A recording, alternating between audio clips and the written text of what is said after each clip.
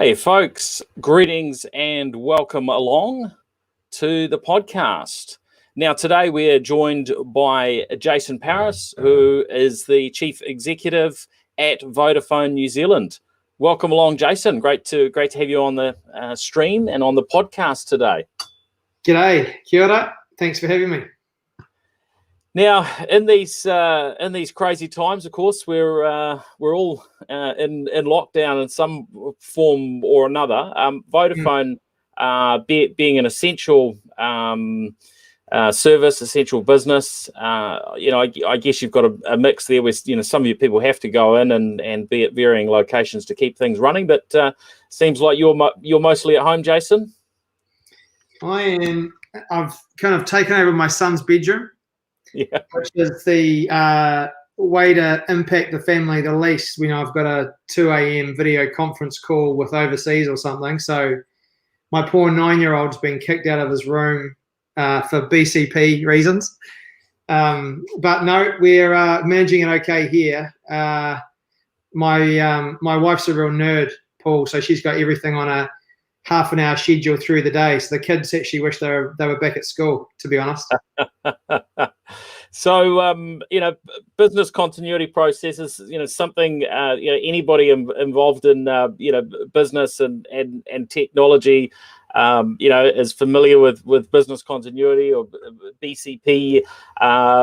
But hey, we're here in the midst of something that I don't think any of us really could have planned for.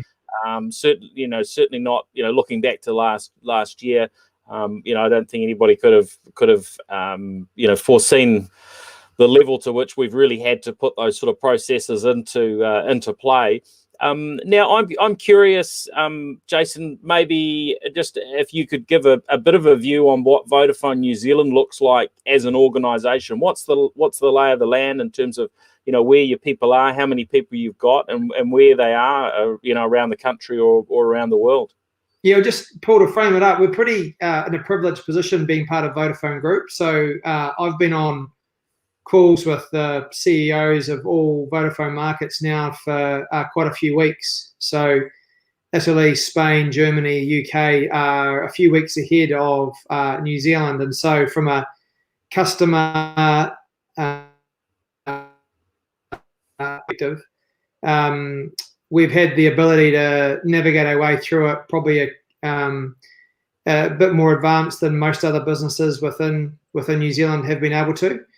So first thing that we did, and like when you're an essential service like we are, you kind of appreciate that if connectivity drops, then sometimes it feels like your life stops, but your business definitely does stop when you don't have connectivity. And so we already split our network, IT, and service teams across multiple sites to allow for business continuity planning. But given, as you mentioned before, like I've never done any scenario planning in any of my roles across any of industries for a virus like this. A computer or technical virus, yes, an attack, but nothing like this. And so what we is our physical distancing. So we put our critical resources spread them across more sites. So if someone did get COVID-19, and luckily Vodafone New Zealand hasn't had any cases of COVID-19 to date, it meant that the impact on our critical services would be reduced. We're pretty comfortable with working from home. Like we've had a very strong flexible working program in place for a number of years now. So we only have 12 of our staff out of 2,000 that need to go into work now. Wow, that's incredible. Yeah, so we're well ahead of the game in terms of navigating through that. But that's not to say that some of our partners still don't need to visit the technology sites. So cell phone towers or fibre links that are at risk. We've still got Downers is our big partner in New Zealand, and they're still out visiting sites, etc. But only 12 of our 2,000 workforce actually have to go into a location to ensure that we're running. Everyone else is able to do their jobs remotely. Now, from that perspective, how much benefit were you able to get from being, although you're now an independent business, but you're still associated with Vodafone Group, globally, and I understand that you obviously have those sort of regular meetings and connections and tie-ins with the group. How much have you been able to draw on them being I guess some countries being way ahead of us, others being a little bit closer in terms of the impact of COVID-19? It's been huge. I think it helps that everyone likes New Zealanders. So even though we're not owned by them anymore, they still are very happy for us to be engaged and be part of the broader working group. And we've got very strong relationships, CEO to CEO. Also, my CFO is liaising with the Chief Financial Officer of Italy every week. My infrastructure director, Tony Beard, he's very well connected as well. And so I think first from a team perspective, what we saw, so I think New Zealand's in week 2 of lockdown, but we're in week 4 at Vodafone. So we implemented our own work from home policies a couple of weeks ahead of most, definitely of the majority of New Zealand. And what Italy told us and what we're experiencing now is week 1, it feels like fun. Everyone's like, I get to work from home and I'm quite enjoying this and I get to spend more time with my pets and my kids and my partner. Week 2, everyone goes, well, hold on a minute, I'm working longer hours and I can't go anywhere to escape. And then week 3, everyone gets a bit depressed. And so what we've been working on and preparing for in advance is that kind of week 3 doldrums where actually you're working longer hours, you're finding it difficult to escape from work, you're not prioritizing yourself or your family. You're missing that human connectivity that you get through going into an office, and we're trying to counter that with fewer emails, more video calls, checking in a lot more than we would normally. When you think you've communicated something enough, triple it again. We're celebrating a huge amount. We're giving complete transparency to our teams, but also our customers on how we're performing across our network, service, IT, commercial perspectives.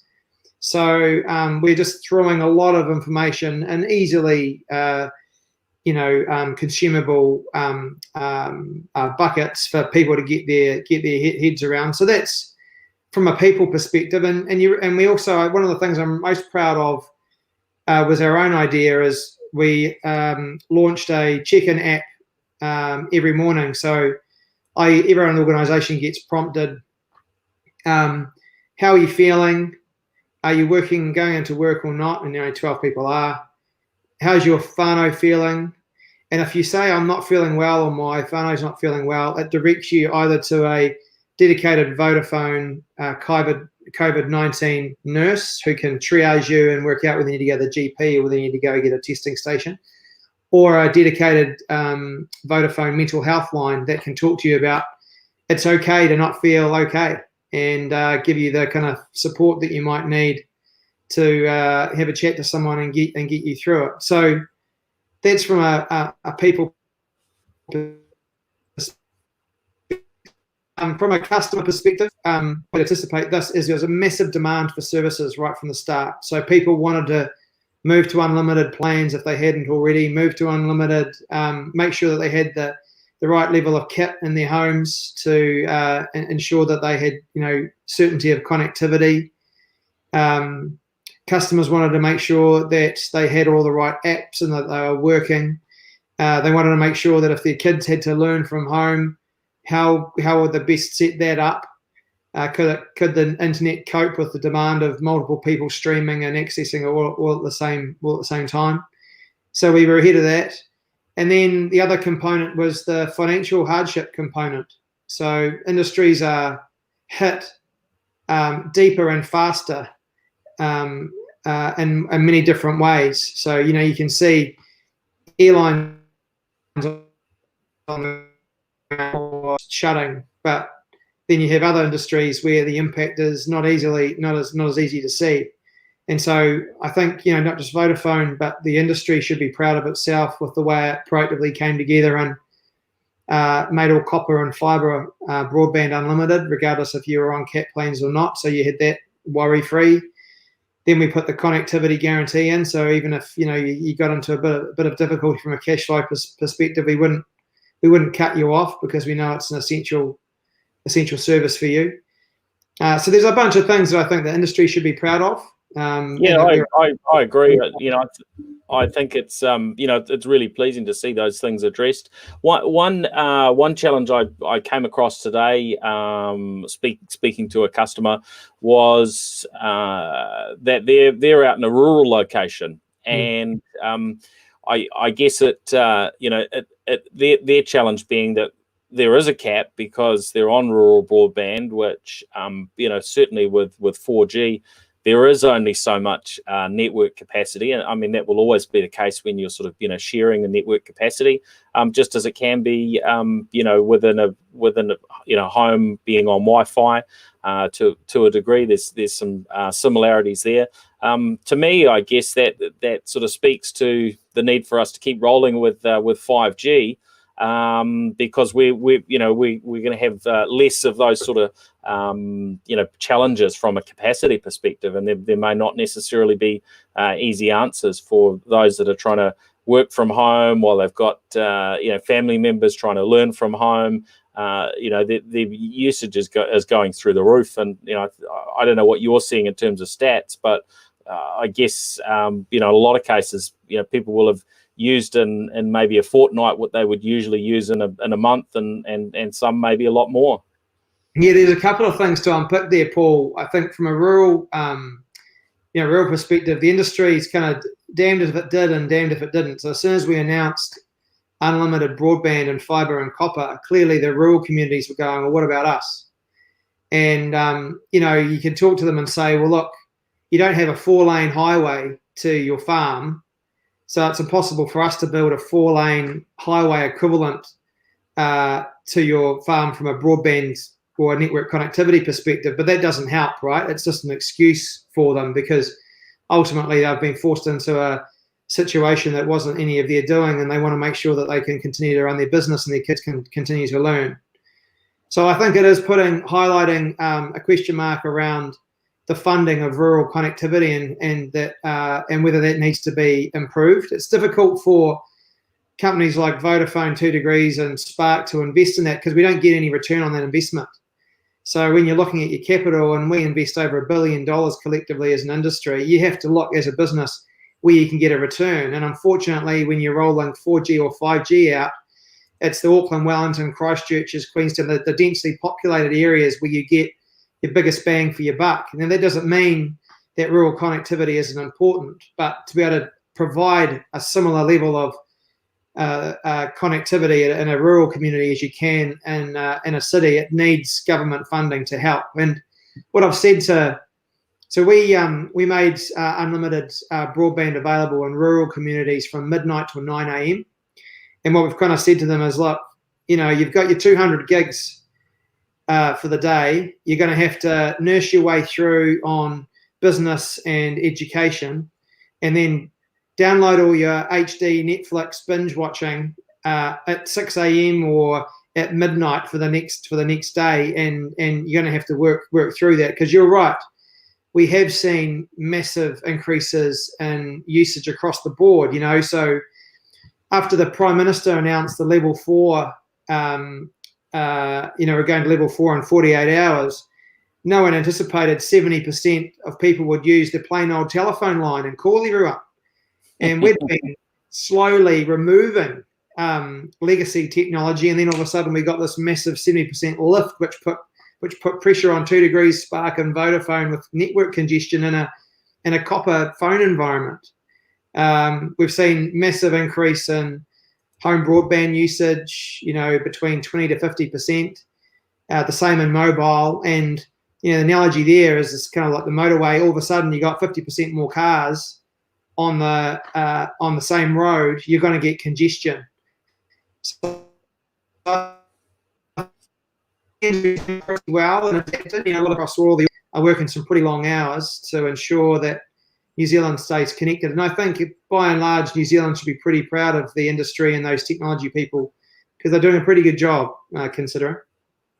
Yeah. Look, I mean, it's interesting. We've been getting certainly how it's appearing on my end a little bit of congestion on this communication today, and of course that stuff can actually be quite difficult to troubleshoot. And I guess your team gets sort of stuck on the end of that, and it can be people working out of different parts of the house where they're not usually relying on Wi-Fi. I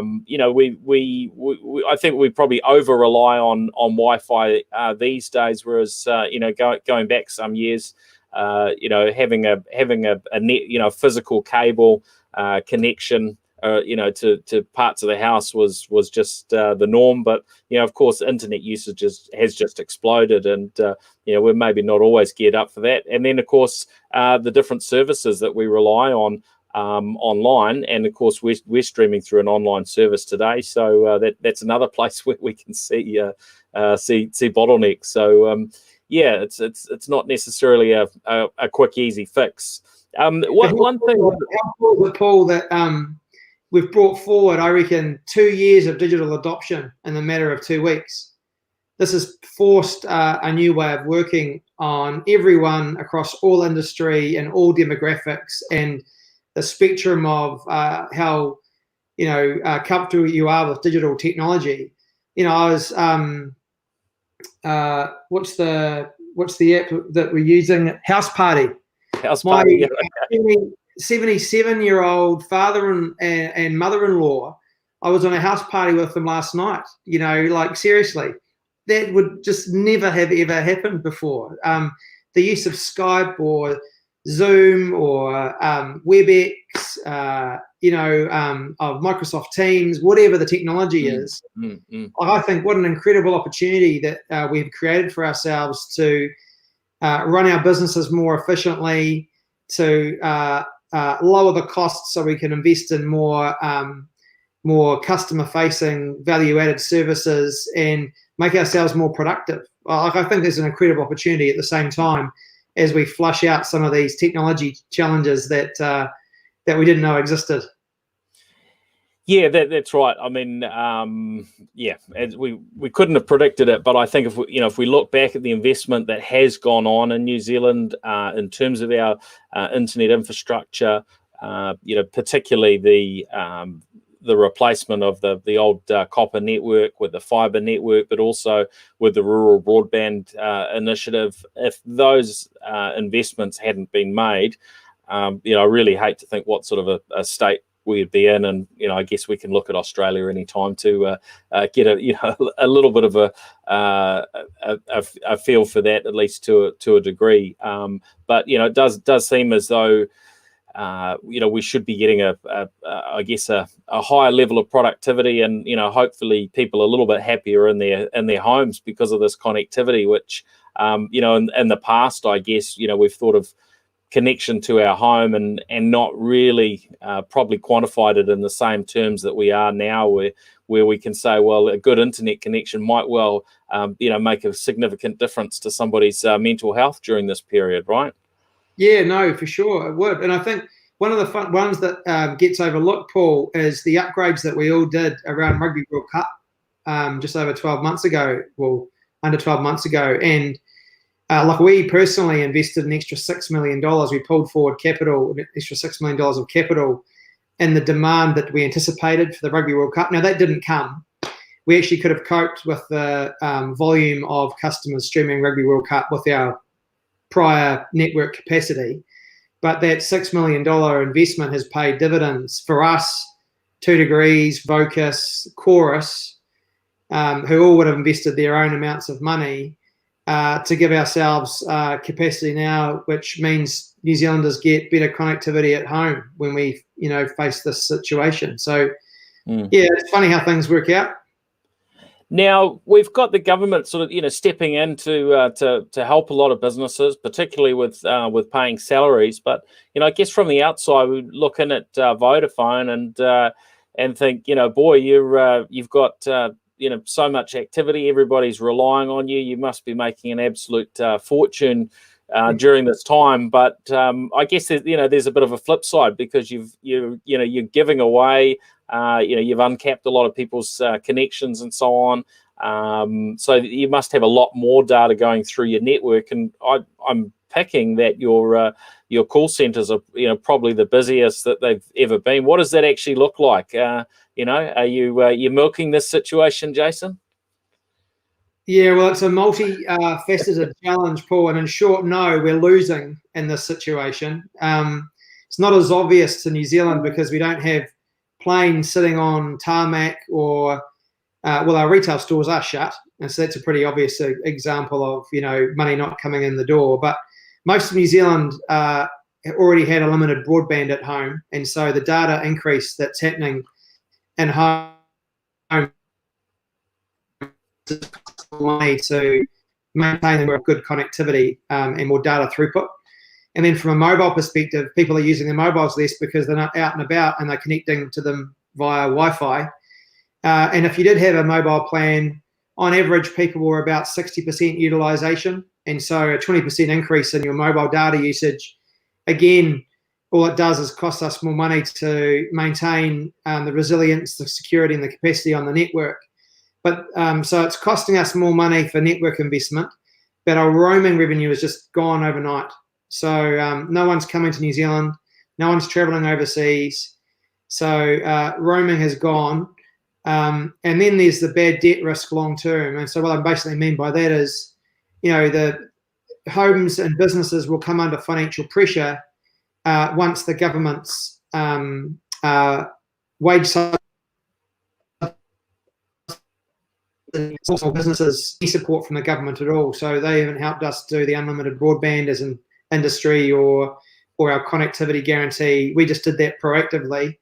But, no one's underwriting the fact that someone won't pay off their device that they've been paying off over 36 or 24 months, and that someone that we keep connected for the next 2 months so their business can keep running eventually won't pay their bill and we'll wear that cost. So it'll be a significant financial hit to us and the wider telco industry as well. How deep and how long? It's anyone's guess at the moment. But, based again on what Italy, Spain and Germany have seen, it's coming. And what that basically means, Paul, is, we've taken very early proactive steps to ensure that our people are healthy. We need to also take early proactive steps to ensure that our business is financially healthy at the same time.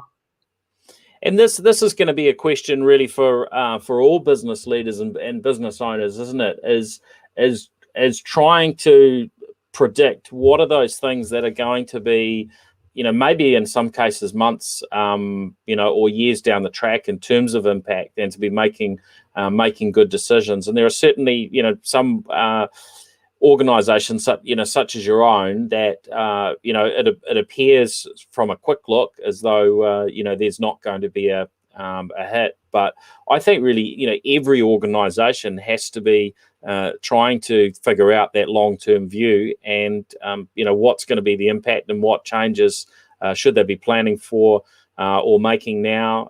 Smaller businesses maybe where they're massively disrupted, as we've seen.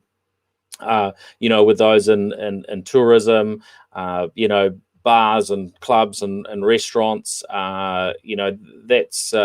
that's going to be pretty challenging for them in terms of coming back. So there's a lot of rethinking what should we do for the future. And I really only think we can lean so much into the government on these matters, right? It's going to fall back on us as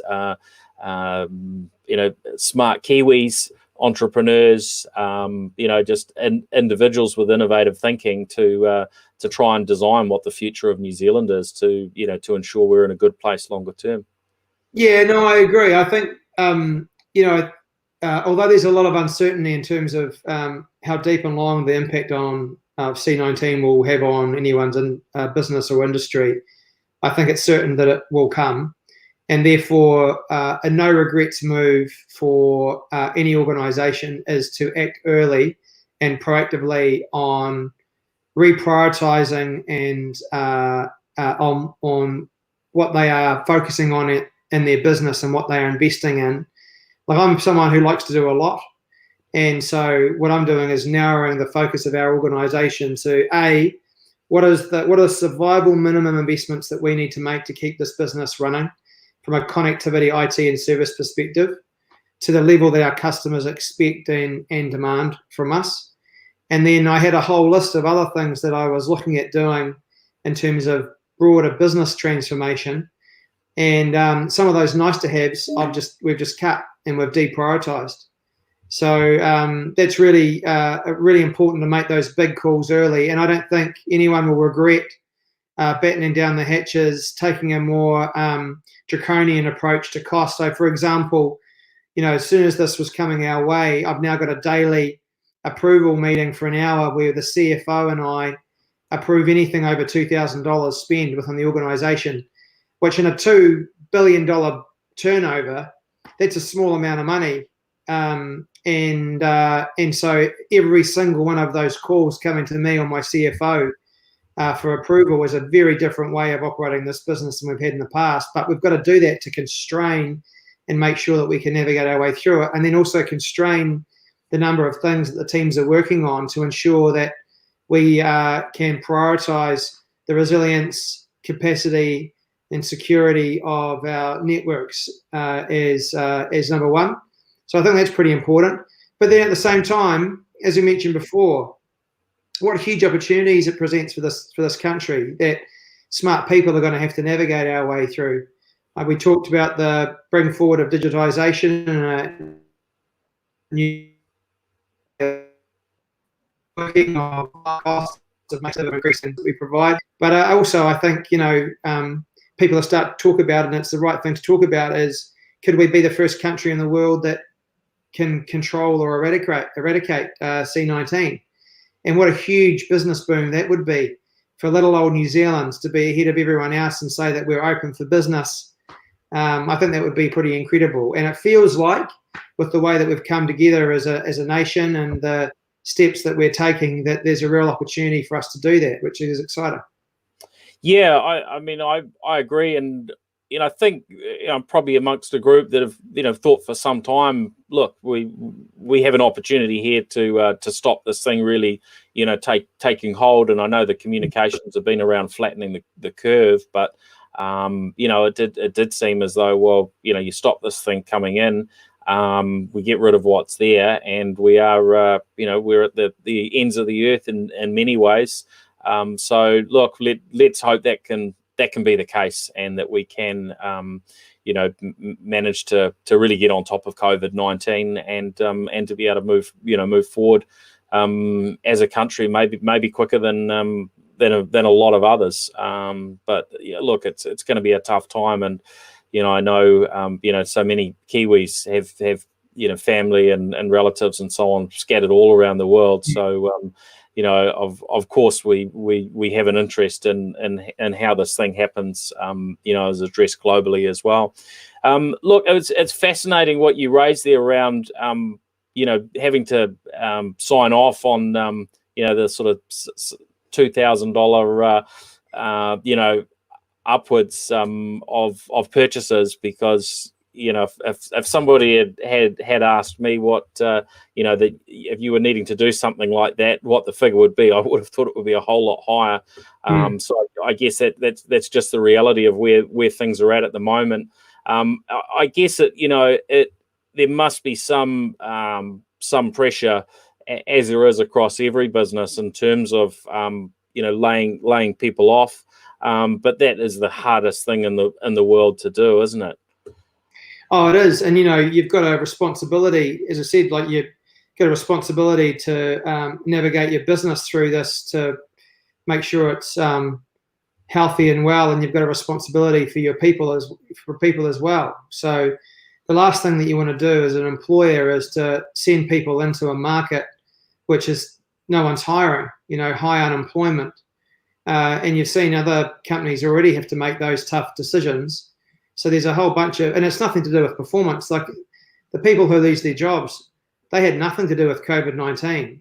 They are turning up to work, doing a brilliant job to, deliver for their company or for their customers. but tough calls are having to be made to preserve the financial health and well-being of the company. And so I think the mistakes that businesses can make is cutting people without cutting the work. So you see that time and time again, and I've made this mistake many times in my career, where you take people out, but the work doesn't stop, and the people that are left behind, they have the burden of doing twice as much tomorrow as they were the day before with less resource. And that's not great for anyone either, because you get worse customer outcomes, the pressure on individuals to have to work longer hours when they're already mentally fatigued with a different way of working that they might be struggling with is no good for anyone. So, but all businesses, including ours, are having to look at that at the moment. And that's why I said before, narrowing our focus. You know, we had a bunch of things that we had planned over the last 2 years, over the next 2 years, and 50% of them we've stopped. And that means that the resources that we're intending to allocate to them to work on them will stop as well. But you need to get the balance right. So, you know, I think the area that we've stopped are those incremental enhancements. We're still going to be doubling and tripling down on massive digital acceleration. You know, I've talked to you before, Paul, about the business that I inherited 18 months ago that, you know, we really hadn't invested anywhere near or focused anywhere near as much as we needed to around simplifying the business or modernizing our technology or digitizing our processes. And I think now is the time for us to double, triple down on that digital vision, not back away from it. So we are going to continue to invest in some of those big digital plays, because I think the digital dividend that it will provide our business and our customers will be significant. And as I mentioned before, our customers are more up for digital ways of working now than they were 2 weeks ago, and so let's make the most of it.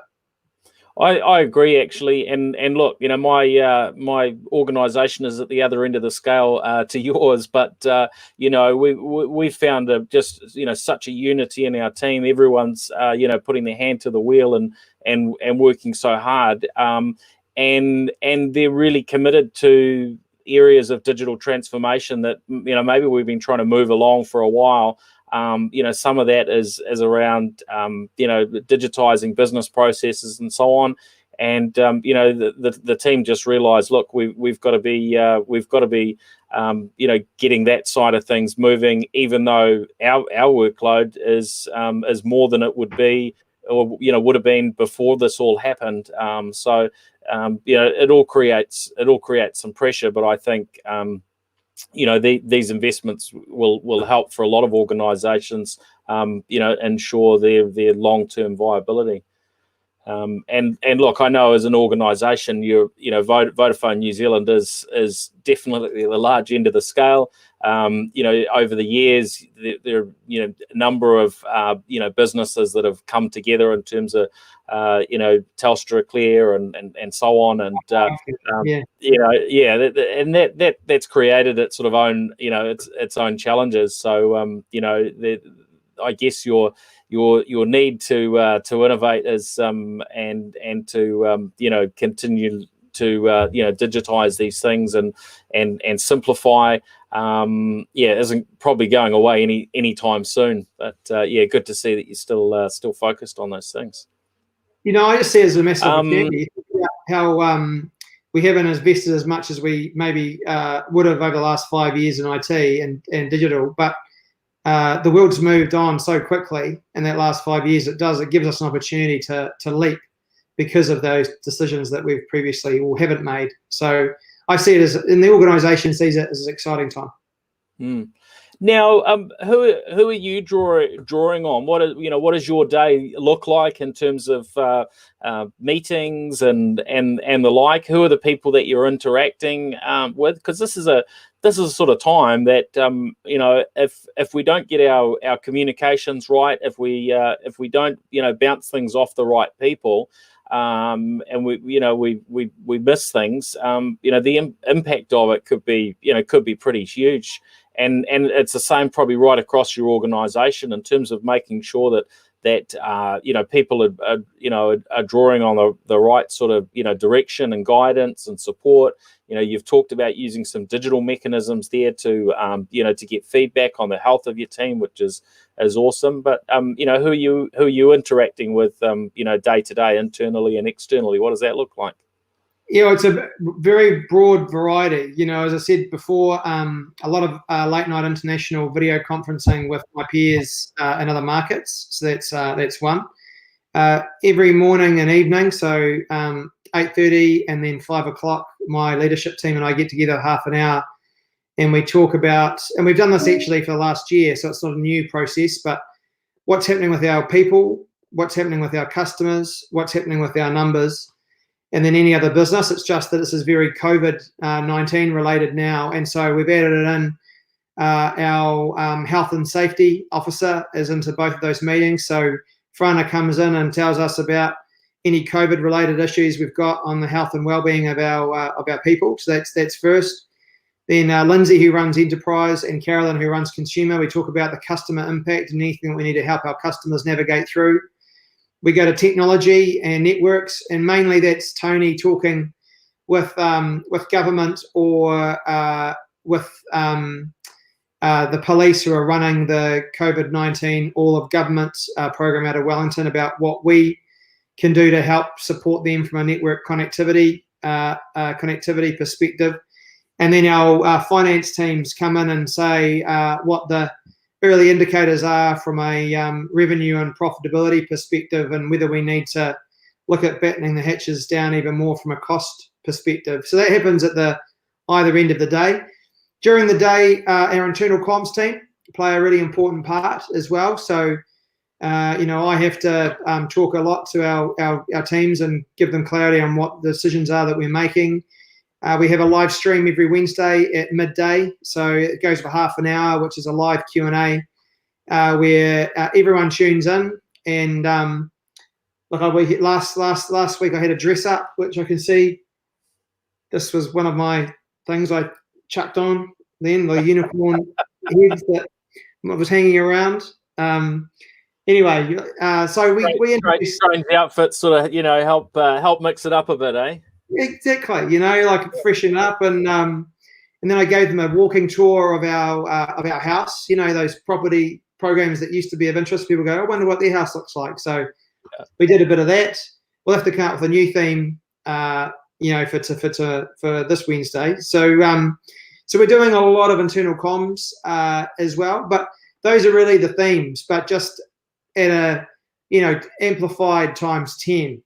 That what they would normally be. So lots of conversations, Paul, and fewer emails.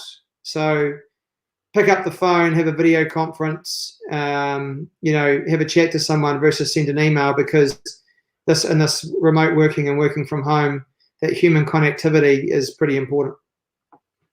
Yeah, I agree, and I guess keeping the culture heading in the right direction rather than the wrong direction is I think a whole lot different when you can't see people in person. I guess there's a level of face to face using the technology which is incredibly helpful, and just trying to imagine what the world would have been like if this was 20 years ago.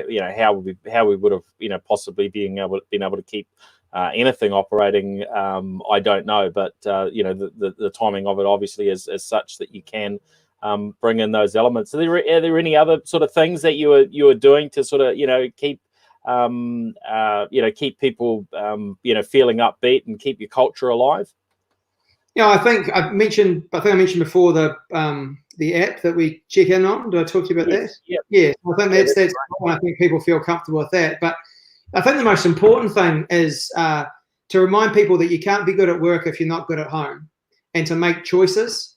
I don't think there's much you can. I always say to my team, even before this happened, make a choice that's guilt-free. So when you're at home, be 100% at home and don't be distracted by work. And when you're at work, be 100% at work and don't be distracted by home. It's when you get those two talk to you, but you're looking at your mobile phone versus looking at them, or you're at work trying to work on a big project, but you've got something that's worrying you at home. You need to make a choice and make that guilt-free. I think it's made it even more challenging, though, in terms of the environment we find ourselves in. And I have not taken my own advice in this regard. I'm working too long hours. I haven't set myself boundaries on when I'm on and when I'm off. I haven't put the right discipline in to give myself the right number of breaks throughout the day.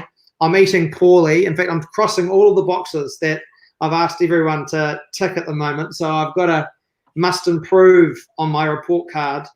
How are you going to address that, Jason? I don't know. Maybe that's the subject of the next podcast, Paul. I don't have a very good answer for you at this point in time. But it is important, right? Because if you don't go for that little neighborhood walk, or play a game with your kids, or if you're at home, just take some me time out to read a book or do some yoga or meditate or chill out or whatever you want to do, then there's no way you're going to be great when you're doing your job at the same time. And make those selfish choices, I think, so actually you're productive in both parts of your life, not just one, or worse, and none of them. So I think that's a really important part of understanding how to navigate through this well. Yeah, I agree. And look, it is hard to do when you're stretched in every direction. And look, I'm incredibly grateful that you're sharing some of your time with us on the podcast today, because that makes a difference to a lot of people. But I'm also mindful that that cuts into the rest of your life. So I don't want to hold you up too much longer. But I wonder if as we finish up, and if we could maybe just drill into your thoughts from what you're sort of seeing. Obviously, you've got to take a huge focus on Vodafone, but if you look at your customers and the rest of the country, any advice or other learnings that you could share? Because I guess I'm really passionate about seeing New Zealand do well as a country, seeing our people do well. And look, during this time of crisis, I think, we really need to draw on each other in terms of, well, what can we do to ensure that we do better going forward and we come out strong? Yeah, look, I think I'll probably be repeating myself a little bit, Paul. I'm just say, no regrets, prioritization early. You won't regret making sure that you're only focusing and investing and putting people onto the things that your customers value the most.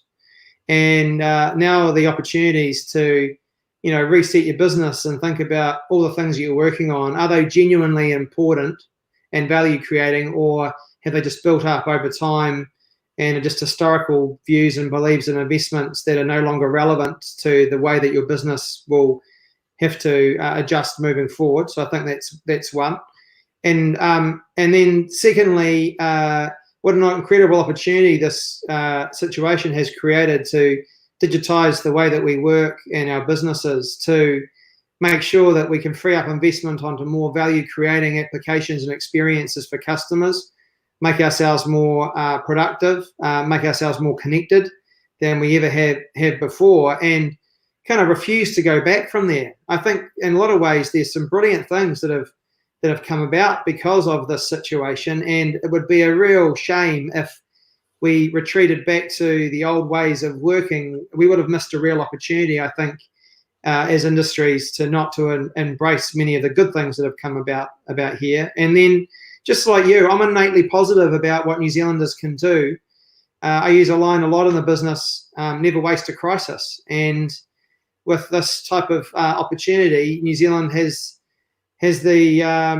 a privileged position, given our remoteness, given our size, given how early we have acted in comparison to other countries in the world, to say that we're open for business earlier than anyone else. And I think if we get that right, even though the impact of C-19 will be deeper and longer than we think, I think the opposite will also be true, that the benefits will be deeper and more enduring if we can get ahead of it early. And so I just think that's an incredible opportunity as a country.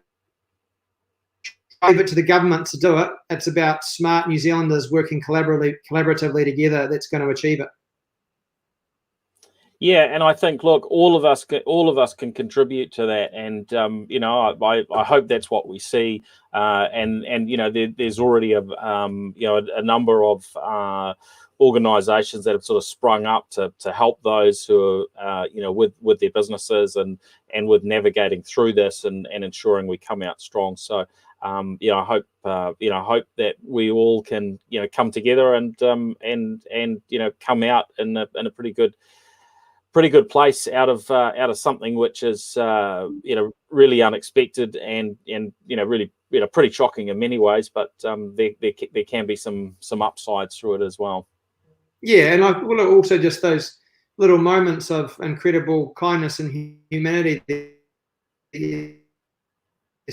People are, you know, thinking about others versus themselves to ensure the, you know, health and well-being of their neighbours, of people in their community. I think that's pretty cool, and I think people will come through this again valuing human connectivity and human connection more too, which is only going to be a good thing. Yep. Oh, that's great. Well, thank you so much for your time, Jason Paris. You know, real privilege to hear from you, and you know, some great wisdom and insights there from what's happening in the world of Vodafone and in your world there as you you know, work from home amongst your family. No worries, Paul. As always, I find I learn just as much from these opportunities as well. So thanks also for taking the time out to have a chat with me. Thanks, Jason.